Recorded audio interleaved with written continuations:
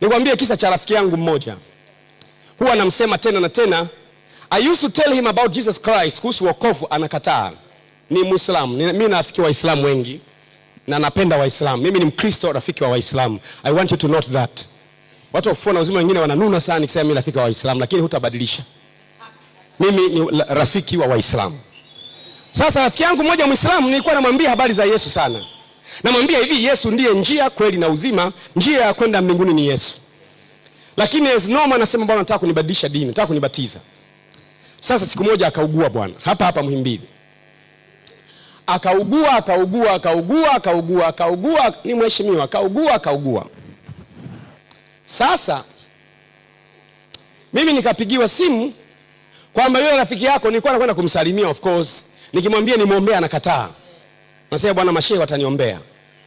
Sasa wakaniambia bwana yule rafiki yako, mkewe akaniambia rafiki yako anajirusha kwenye kitanda mpaka wanamkalia. Wanamfunga kamba, anasema hao wanakuja jamani. Jamani hao wanakuja jamani. Jamani wanakuja hao jamani. Wanamwambia kina nani? Anasema wanakuja jamani. Ndani ya wodi ni mchana, anasema washeni taa.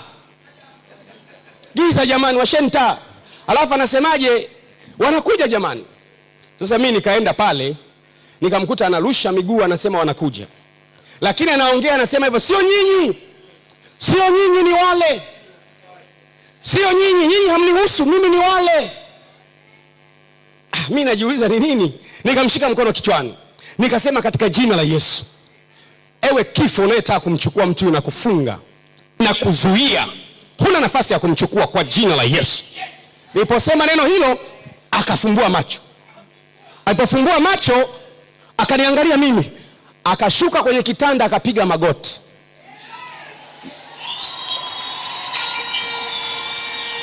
Wale manesi wanamuuliza nini? Akasema mchungaji aliombee kwanza. Wanamwambia kuombee nini? Akasema nimpokee Yesu Kristo. Mimi namuuliza kwani umeona nini? Anasema nimpokee Yesu Kristo kwanza, alafu nitakuelezea nilichoona baadaye. Of course nikamwombea haraka, halafu akampokea Yesu. Halafu akakaa kwenye kitanda, akaanza kuniambia sasa.